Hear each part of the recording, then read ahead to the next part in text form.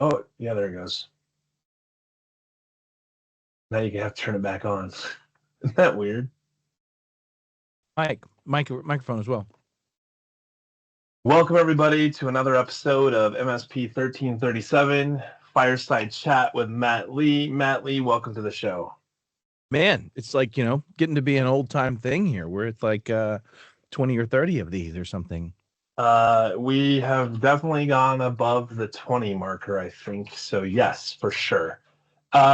We've been having conversations recently about the Trustmark. You're one of the participants on the Trustmark. Well, you're one of the participants on the Trustmark working group. I'll leave it at that. One of the things that you and I have been talking about is as we help MSPs through the program, and you were on one of the cyber success calls yesterday, is witnessing this strange phenomenon, which is the necessity to over answer. And I was just curious, like, you and I, and largely you, not so much me, but the taxonomy that you put together for CIS Top 18 that made it very clear around this idea of these are the prompts that get you to being successful with satisfying what's being asked of you in this safeguard.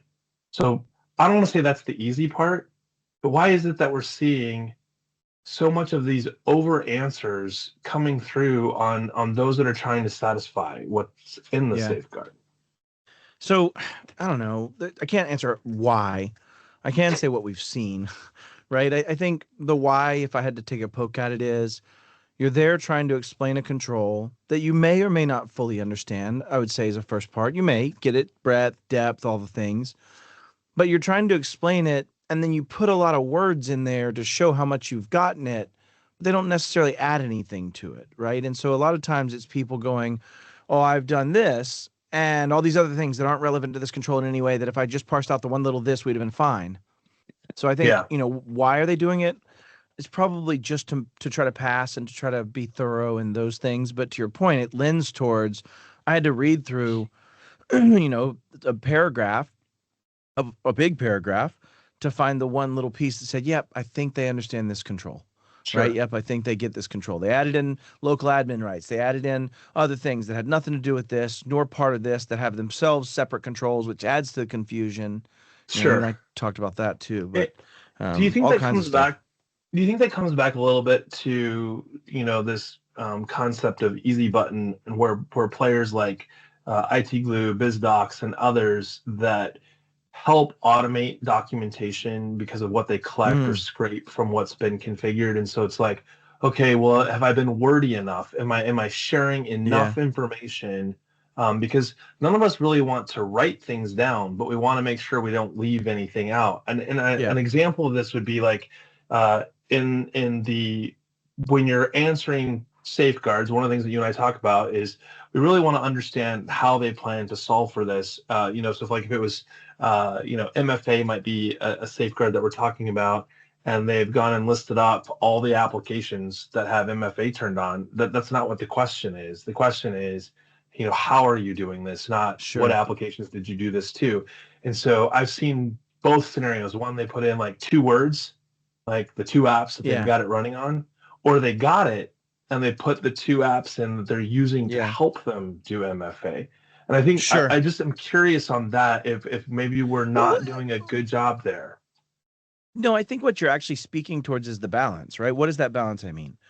I mean that if we're just looking at compliance, I want the simplest shit you can put down so I can see if it matches my simple shit and I can check it off. Right. Unfortunately, the world isn't that simple, right? The simplicity of saying, do you turn on MFA? On what? And in what way? Limited by what capacitance? Driven by what Right. methodologies? And so when you're trying to assess security risk and security totality, you have to get in the nitty gritty. If you're trying to assess compliance, you want it rounded off. And I think you have this balance where if in a perfect world, we would just round nothing off and be able to measure everything by APIs by comparison. And at Right. some point, that may be where we find ourselves. Today, what you find is if you're a security professional, you're likely to write every single app, what its status is, what are the things that need to be done, that can be done. And if you're someone just trying to meet the compliance, and again, I'll go back to a lot of these compliance platforms, they have served the compliance need more than they have Sure. the security need. And I'm being hyperbolous in that, and I'm being a bit a jerk about it too, because compliance is trying its very hardest to measure security risk. It is. It's very much trying to. But you're balancing the forces of me needing to answer a do you have MFA on everything with, yes, on this app, we actually have to use a webhook methodology through Duo, but on these other three, we're able to use them in MFA as a basis of extension from our SSO based on separate conditional access policies that show you that I understand the need to have, right? Like, it's a balance. It sucks. And I don't have a perfect answer for it because for me, I'm a security nerd. I'd fall in, I want to see all the things. And I judge a lot of these assessments by, oh, but what asset classes? You've listed Bitdefender. That may not cover the other asset classes. I haven't seen anything speaking towards the other asset. So the challenge is like, I am a shitty assessor because I'm looking at it from, are you going to die or not? Not have you passed this compliance? And that's why I love Trustmark, is it's meant to be, see where they are, give some advice where they can go, give some advice where they, that's perfect, right? Like that is the mission. To your problem, I don't know how you give them that. But you got your nose to stop bleeding, but your leg's still not attached to your body. And it's still like out of the femoral artery, unfortunately, right? I think the challenge is that if you don't put enough information or context, like for example, what if I'm looking at a policy and it says, here's our anti-malware management policy. And then I see context level reference in there that says, here's the attachment for these device classes. Now I can both compare that without being overly wordy. I don't need you getting into each of their differences. They'll be in attached documents. It's covering these, right? And so it's just a balance, Chris. Like I wish I had a perfect answer. Yeah. I don't think there's a perfect answer, but I think where we're at here is this is like putting some boundaries or guardrails on the approach to this, right? So nobody wants to write a lot. This isn't book level writing. This is maybe more like, let's write a haiku and not a essay, right? Like we're trying to get into where in a few short sentences, we want the summarized version, right? Because even an assessor is going to struggle with having the time to read every little detail. That's one of the reasons why we see costs being so high for assessments is like, you gave me the ream of paper and now I have to read it because you gave it to me. I think there's maybe something also to be said to the simplicity. Like if you were talking to someone who is, say 5, and they ask you to explain how the microwave works, are you going to get into the circuitry and all of the, logic and assuming that you even know what half that stuff is? Or are you going to just say, well, it uses, I don't even know if I could explain it to a 5-year-old, right? Like it uses a magnetometer to create waves. That's right. and your microwave is failing if it can't pop popcorn. Is it a magnetometer? I don't even know if I'm right. I may be wrong. It's okay. I mean, I could easily talk about the history of the microwave and what it was used to clean, right? But my point is, like, if you can't explain it to someone who's non-technical, did you write something that was appropriate for what's in there at all? And for me, what I'm looking for is, did you understand the question? Like, sure. I can't audit everything you're going to do. I can't audit every setting. I mean, my mission, Chris. I dream of a day where at some point it's assessments as code. Sure. If I say I have this information system, and it has an API of which I can inspect it. And then I say I have these settings set, and those have been mapped to safeguards as to their respective values. At some point, you can get to where we could actually just assess the breadth of it pretty easily. Now, I'm being very future and very summative, but until then, you have this balance of how do you show that you've got the breadth without me assessing and auditing every bit of it, which is impossible. And the answer is, show me you understand it. Right. And that's the hard part, is how do you show you understand it? And it goes back to that old adage, if I'd had longer, this would be shorter, right? Like if I'd had more time, this would have been shorter. Yeah. I mean, if you think about writing a book and then someone asks you to summarize it, that can be really hard because maybe the book's really long. But if it's something less complex than that, we can do summaries all day long. It kind of makes me ask the question with regards to how we go about answering safeguards. If in fact we're asking not so much too much from what the safeguard says, but in the way we're looking for the answer. Like if we were to give a little bit more direction on, this is specifically what we're hoping to hear from you, as opposed to go in and write a diatribe about how you put tile in a bathroom. Let's go back to that balance as a working group. It was the don't provide templates, don't give the answers, don't make it stupid for them. Like make sure they think, make sure they work, make sure that so like there's that balance, right? Too of not wanting to templatize. And I think what going back to my point of you have to be able to show that you know what I'm talking about here. Think about an example. Let's try to find one that would be fun for this. That's not super nerdy or technical. 6.5 implement MFA, that's one of them. Sure. Right. But if you were to say that you can ask, what are the components I need to see? I need to see that you have some type of policy governing it, right? Something that says XYZ Corporation has a anti-malware policy that governs the application of anti-malware across these asset classes, right? Or the X asset classes, let's say 6 asset classes, right? Each of those are spoken towards by policy.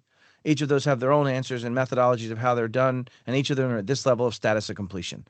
Like if I get something that shows that they understand that there's a lot of different asset classes that might need that, right? Different types of things, like going back to anti-malware, I guess is my switch back to 10.1. That would tell me you understand it. I think you just went really deep, though. I think that in a really mature response, that would be par for the course. But I think about something like that's maybe even simpler. Like let's just talk about centralized account management. Sure. The understanding of what that means is a whole lot less complex than what you just described. True right? Story. Where are your accounts? Yep. And are they managed centrally? And I've had this happen. They're like, well, not all of them are in the same repository. I'm like, that's not what the question asks. Yeah, it's really asking, are you in an effort to centralize? Well, and it's really asking, are you, because what I would accept in that is, in 5.6 very specifically, central management of accounts means that in every effort, I'm trying to get down to one IDP, one identity provider, or a set of X identity providers. Yeah. But my point is that you have understood the term SSO, you understand identity provider, and you understand service providers.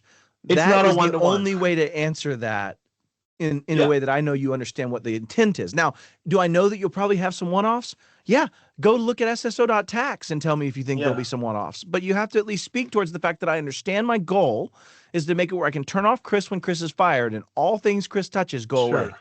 That's the goal, right? Like you just created a really good thought process for approaching this. There's also balance in how much time you spend on this safeguard, right? Because one could say, oh yeah, we haven't moved on from 5.6 because, well, we still have still waiting on these 2 other products. Yeah. So those are POAM items. We see that in asset inventory, right? I don't know how many times I've talked to an MSP and they're like, yeah, we're still working on our asset inventory. No, you've been working on asset inventory for a year. And they're like, yeah, I know, it's really hard. And it's like, but you have to say, I'm accepting. But you're going to be working. No, stop. Yes, you're already there. The point is, that's what gets missed. Everybody is trying to believe they can do this and walk away. That's not how this works. You're going to be doing this forever. So when you say my asset inventory isn't done, nope, nor will it ever be. But it will be at a point where iteration number 6 says that I'm at now 70% of my assets probably being covered, not 62, not 40, right? And so when you think about it, every one of those controls should get to a state that you are acceptable with the balance between your POAM, your accepted risk, right? And your contractual obligations. And as you go through that MVP, minimum viable product or minimum viable standard, then next time you come back and iterate on top of it. Now I need to get other asset classes I wasn't getting. Now I need to get better passive methods in later 1.x. Now I need to get, because the nature of these controls and the nature of any type of maturity model program should be that I know I'm not there, nor will I ever be there, but I will get closer and closer to the line, right? So. I mean, and I think that's a good place to shift a little bit. So we've talked largely about interpretation for implementation, right? Like, if I understand the spirit of this, I can go and do, and I'm not going to expect you to come and look at my work necessarily, but I've articulated well enough for you to go, I agree that you understand the spirit of the control and are working towards a you are likely to win. I believe you're going to get this and move forward. I believe in you now. You might not be done, but you're on the right path. Right. Yeah, exactly. So then there's the other side of this, and this is the side that I think has bothered me since the inception of the Trustmark. I see it when I look at a lot of the frameworks, and that is the governance piece. And specifically in this case, I'll say more in the policy, and I don't mean like you can't go find a template and have a policy, or that you can't have somebody help you write one, or you don't have legal counsel to help you have really good, acceptable use or whatever. It's the rules that you say that you're going to adhere to, and then see a complete disconnect between the policy and the rules and what it's supposed to be getting addressed in that implementation of that safeguard. And I don't know, I was curious what your thoughts are on that, because I think that one, if we could get the overarching to do better at recognizing it's not all about aspiring to be, it's about what are we doing now, and then looking at how do we improve this. Oh gosh. Again, it kind of goes back to the nature of being an MSP, in my opinion. Like, it is a bit of a fake it till you make it environment. And in a lot of those worlds that exist, it's the best Googler that got the business, right? Like, I solved that weird SMTV problem faster than the other people. But my SEO results were better than yours. Yeah. I think the point, though, is that in a lot of cases, how many times did MSPs say, we're going to get to 100% time entries on all of our tickets within 30 minutes of closing a ticket? And then that's the rule, but they didn't get there. The KPIs weren't measured. They didn't get there. How many people have made money helping MSPs go put up a dashboard and monitor that and get people where they need to go operationally? Yeah. I think we're in the habit. SLAs. Yeah, or never. I think we're in the habit, however, of painting the picture in its perfect state, even if we don't understand it. And what you have to get used to, I think, in security, in my opinion, is painting the picture where you are so you have a real picture of where you're going to go. And I think that's the problem, is that that's more work, right? Because now I have to paint where I am, and it'd be much easier to just go paint where I think I'm going to be, right? And it's the same thing with going to the gym as a human. You'd much rather have some software turn you in. There's people that suck fat out for a living, Chris, because it's easier than going to the gym or controlling your diet. So you wonder why we paint a perfect picture. I digress. I think that's part of it. But like along those lines, though, it's just so true. It's that, you know, if you can't see where you've been, I mean, like, there's a reason why they teach history in school, right? Like, sure. Yeah. And then I think, I don't know how many times I did assessments, you know, back in the day where, you know, you'd present the results and they're like, yeah, we can't show this to the board. You're going to have to fix all these things and run a new report. You're like, we can do that, but that's not going to change. It's not representative of where we are. It's not representative of where I'll be next Thursday if we don't make changes to this. And that was one of the interesting conversations. Like, they wanted to be able to show perfection. And finally, you know, you have the conversation of like, when you go from what looks like perfect state and you have deviation from that in the future, the questions are going to get asked of like, what happened to your organization? Oh, I was totally lying. Conversation. Yeah, I was totally lying. Yeah. But if you show like how bad it was when you started on this journey, and you show that major change, that's something people can get behind, because that shows that you aren't ignorant, that you're not negligent. It comes back to reasonableness, right? In the international term of reasonableness and defensibility.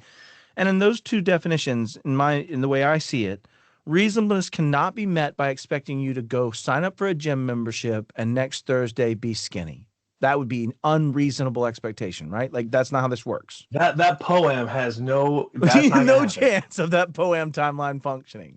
And so the point is, like, when we think about this, you have to be able to show the work. It's much better to show, I'm here, I can reasonably get there, and then get there. And then I'm here now, I can reasonably get there and get there. And that's iterative growth. And it also proves reasonableness, because if you put somebody down in a box and said, all right, Chris, you don't work at this Acme corporation. This corporation just got pwned and you're being sued for millions and millions of dollars. I want you to take these pieces, and you're now in charge of their directory, their internal infrastructure and security. Here, go fix it a different way than that last person did. Why? I can't. They're all the same. I have these many problems. They had to, and the last guy shows or gal shows the iterative work, the struggles, the growth from the board, the improvement, the investment, the buy-in, the governance. That's reasonable. And that's what my vision of Trustmark would be, is that, like, you as an MSP, define for yourself, and we help define what is that minimum viable standard. And then from that, improve next year, which means you can only improve if you didn't paint a perfect picture of your gym body in the future. You can only show the steps in between. Like, are you sure that's your face on the right body? No, I swear that's me, bro. Give me 6 months. I'm gonna look just like that. We don't use AI. Don't worry. You've seen our policy. We don't allow AI at all. Yeah. Yeah. I digress.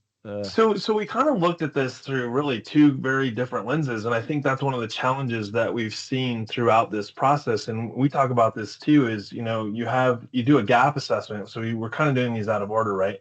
Implementation, policy, and now gap set. No, but we're really talking more about where we see some of the challenges, and I I know when this goes live, those of you that tune into this show, you'll have had a chance to join Matt and I and Wayne Stalk and Dom with Pack State on the game, talking about what we've seen, like tales from the assessor, and some of what we're talking about today. Will be recognized that you've followed some of that's in this dialogue. But the other piece that I think is interesting is what happens to those that do the gap analysis, which is the very first thing you should do in your organization. And it's one of my favorites because I don't know how many times I get yeah, we're doing that. And they'll be so quick to hit the thumbs up on that they're doing it. And then they get really discouraged when they go to do the actual, make sure they have the evidence to go along with it. And so I was asked this. So I was asked this the other day, how would you do it? And I'm like, if I have an inkling that we might not be doing that well, I'm going to automatically give it a thumbs down, because I would rather be, able to, be surprised that I was doing it better than I thought than to be disappointed that I had given it a thumbs up and it's not. Part of that could be giving better contextual references during the gap assessments of the thumb up, thumb down. Here's what I mean by that. Look at the prompts we were talking about with Miles and the work that came from the visuals work we did to break down all the safeguards. If when you're asking that, how well do you think you're doing centralizing account management? You might consider things like having one single sign-on provider, right? So when you get down to like giving people explanation, and a lot of that's because the control itself can't give you enough context to understand the real nuance of it. The umbrella of it all. And so you have to give like maybe baby thumbs ups and thumbs downs in that risk assessment of saying, yes, I do this well. What about this part? No. Well, then you probably aren't doing that real well. And I think that has to live on the lines of some of the work we're doing, which is breaking these into those elements. And if someone says, I think I'm doing my asset inventory really well in software, let's say, and you go, great. How are you collecting? How do you feel about collecting it on endpoints? What about mobile phones? Rump. What about SaaS-based? Rump. So if we got better at asking those questions, I think people would be more real with themselves. I think the challenge is, as humans, we're usually positive outcome bias. That's the reason we ever asked that first girl out on a date, Chris, because, right, like that's how that worked, or else we wouldn't have done it. So we're positive outcome bias, which means if I'm reading that and I don't understand the context of it, and I think I do at the Dunning-Kruger principle, I'm going to say I'm doing it well. That's one of the biggest gaps, I think, is the gap between gap assessment and holy crap, this is hard, pit of despair from Dunning-Kruger, right? Well, principle. And that's some of the guidance that I've given is like, if you say yes to you're doing this and then you're going to move to implementation, I wouldn't have your, carry over from gap analysis that you've implemented is at all. Yeah. You start have again. It start at like some. And then you improve upon that as you work through them and find out where you're at, to your point of like, I'm not doing them all well. I think to a large degree, I don't know that MSPs, forget the Trustmark for a minute, are regularly checking on themselves to recognize where they have gaps. Agreed. And I don't mean just in cybersecurity, but like in general, because if I go back to that governance conversation, if you have gaps from a business standpoint, and obviously cybersecurity is a part of your business staying alive, but like the things that we often take for granted in a business, operations, financials, where HR comes into play, the hiring, firing, most of what you get into in the weeds in cybersecurity should have already been addressed at some level with governance, because you have process and procedures in place for, hey, Matt was fired, and these are the steps we take. You walked into the door, you put his stuff in the box, right? Like those are not cybersecurity things specifically, but if you have those things outlined first, when you start going down the more cyber version of that, it's a very, similar conversation, right? It's not new. Yeah, 100%. And I think that's the interesting part about this, is that in that overarching set of what is an MSP, specifically those serving the SMB. Well, what is an asset, Matt? Oh, don't get me started. But in that overarching set of what is an MSP, there's 40,000 in the United States, I think. Maybe I'm wrong on the number, but it's massive. McBain tracks it all the time. Yeah. Of those, how many of those would you say are above an OML of 2 or 3, right? Or operational maturity level? It's very low. There's been billions of dollars made on helping MSPs be better business people. Why? Because they're nerds and technical people that just wanted to solve a problem or worked somewhere that they hated and decided to do it better themselves, and they could do it for their friends. They're tired of that's why we wanted to build cool stuff. And one of the Yeah, challenges, like there's in my probably only early, like 5 scenarios, right? Like you could probably count on your hand the number of people that are like, "Oh, I'm not yeah, doing that anymore." I'm not that, yeah, that guy. Yeah, But the interesting part is that like there was a time in our transition of our career and myself personally where I was strong enough to not do the things that were set out as rules because you couldn't afford to fire me. Right. And there's been people talk about those things. Like I didn't do time entries. I literally, there was a girl that just did my time entries like once a sure. quarter. And it was so bad, but it was one of those things where I couldn't have continued to be there in that way or our company grow. Like you just hit a stasis. You just can't. You Right. just can't. And to your point, if you've That's gotten why to a you point see where that you with the have good that, cops versus the mediocre cops. What is the mediocre cop doing? Well, he's sitting at a desk putting in someone else's paperwork. sure, yeah. And so I just, anyways, long story short, I think the same level of operational maturity gaps create the same level of self-care that doesn't exist. But in your breath, also the lack of governance. And what is governance? Just for everybody, TLDR.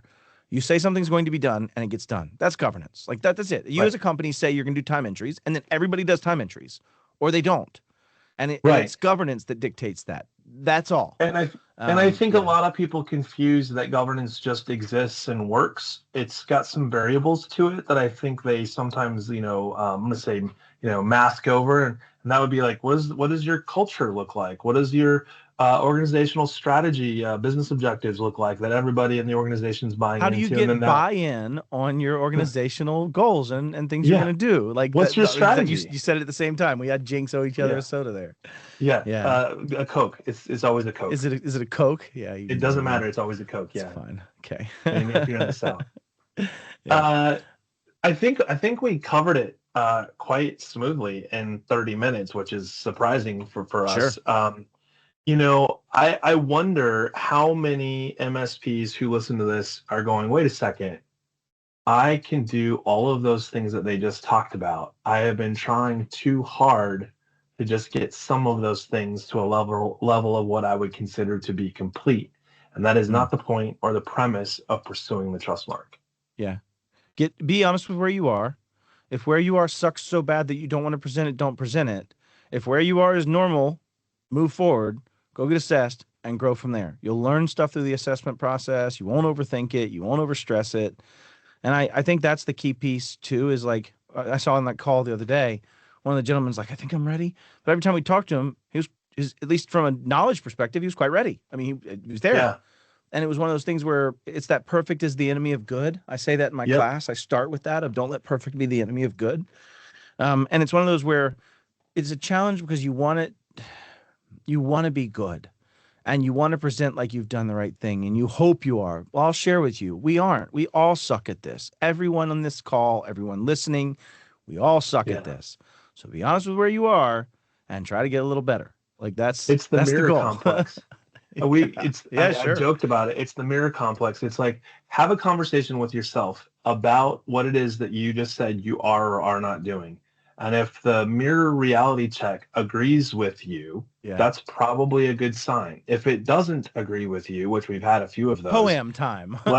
yeah, poem it. And my favorites are the ones that are like, yeah, we're just not doing it to the way it says that we need to do it. And it's like as we play mirror role and have them walk me through why they think they're not doing it well or what they've done that's not adequate. And I'm like, wow, that's better than I would have ever imagined from any MSP. And you're still giving yourself a D minus. Exactly. Like, Yeah. so it goes back to what you Ugh. said about engineers do at the end of the day like to be perfectionists, at least in concept around the implementation. They want it to be the best one until they don't Yeah. have the bandwidth to do the And they best all often the are time. burdened with that knowledge. Going back to the Colin Powell example, right? Yeah, Of the, yeah, if I have less than 40, and I may misquote this, but if I have less than 40% of the information, you can't make a decision. And if you have more than 80% of the information, you can't make a decision. One's right. paralysis with not having enough context. The other one's paralysis of too much context, right? And so it's That's like, right. find that stupid sweet spot in the middle, I suppose. And engineers are often burdened with the knowledge of what perfect looks like and the breadth of what it looks like in a lot of cases too, of like, yeah, but I haven't dealt with this or those things and those things. Um, I think lean into the journey and get ready to start doing Exactly. this on a constant And do basis it is the with way to do it. others that are going through this as well, because they are going to provide so much context and color to what you're trying to accomplish because of what they're trying to accomplish. I'm looking forward to Last the thing, stream that you're watching and that we are going to be talking about later as the time clocks yes. here.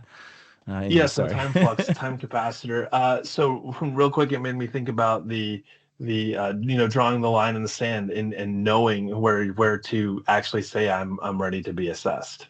Yeah. In general, you mean? Yeah, because like you said, it's the paralysis of the one side versus the other, knowing the balance. And I think that's part of Yep. like checking in on the cyber success calls, Yeah, for sure. asking questions in cyber forums at events that we're at.